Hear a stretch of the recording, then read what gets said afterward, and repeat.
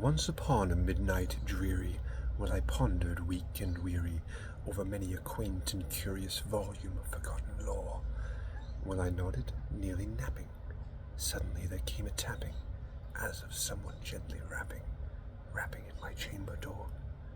"'Tis some visitor," I muttered, "tapping at my chamber door, only this, and nothing more."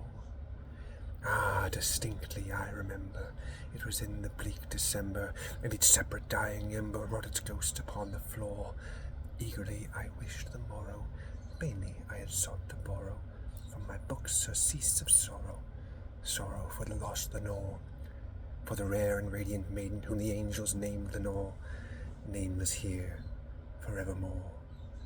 And the silken, sad, and certain rustling of each purple curtain thrilled me, filled me with fantastic terrors never felt before, so that now to still the beating of my heart I stood repeating, "'Tis some visitor entreating entrance at my chamber door, some late visitor entreating entrance at my chamber door. This it is, and nothing more."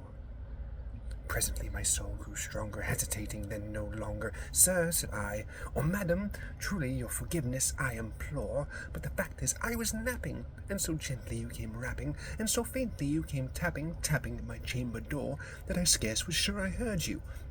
Here I opened wide the door. Darkness there, and nothing more.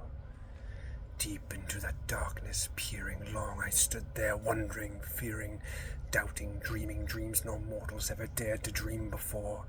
But the silence was unbroken, and the stillness gave no token, and the only word there spoken was the whispered word, "Lenore." This I whispered, and an echo murmured back the word, "Lenore." Merely this, and nothing more. Back into the chamber turning, all my soul within me burning, soon again I heard a tapping, somewhat louder than before. "Surely," said I, "surely that is someone at my window. Let me see then what there it is, and this mystery explore. Let my heart be still a moment, and this mystery explore. 'Tis the wind, and nothing more." Open here I flung the shutter, when with many a flirt and flutter in there stepped a stately raven of the saintly days of yore. Not the least obeisance made he, not a minute stopped or stayed he, but with mien of lord or lady perched above my chamber door, perched above a bust of Pallas just above my chamber door, perched and sat, and nothing more. Then this ebony bird beguiling my sad fancy into smiling, by the grave and stern decorum of the countenance it wore. "Though thy crest be shorn and shaven, thou," I said, "art sure no craven, ghastly, grim, and ancient raven, wandering from the nightly shore. Tell me what thy lordly name is on the night's Plutonian shore." Quoth the raven, "Nevermore." Much I marvelled this ungainly fowl to hear discourse so plainly, though its answer little meaning, little relevancy bore, for we cannot help agreeing that no living human being ever yet was blessed with seeing bird above his chamber door, bird or beast upon the sculptured bust above his chamber door, with such name as Nevermore. But the raven sitting lonely on the placid bust spoke only that one word, as if his soul in that one word he did outpour. Nothing further then he uttered, not a feather then he fluttered, till I scarcely more than muttered, "Other friends have flown before. On the morrow he will leave me, as my hopes have flown before." Then the bird said, "Nevermore." Startled at the stillness broken by reply so aptly spoken, "Doubtless," said I, "what it utters is its only stock and store, caught from some unhappy master, whom unmerciful disaster followed fast and followed faster, till his songs one burden bore, till the dirges of his hope that melancholy burden bore of nevermore." But the raven still beguiling my sad fancy into smiling, straight I wheeled a cushioned seat in front of bird and bust and door. Then upon the velvet sinking I betook myself to linking fancy unto fancy, thinking what this ominous bird of yore, what this grim and gainly, ghastly, gaunt and ominous bird of yore meant in croaking, "Nevermore." Then I sat engaged in guessing, but no syllable expressing, to the fowl whose fiery eyes now burned into my bosom's core.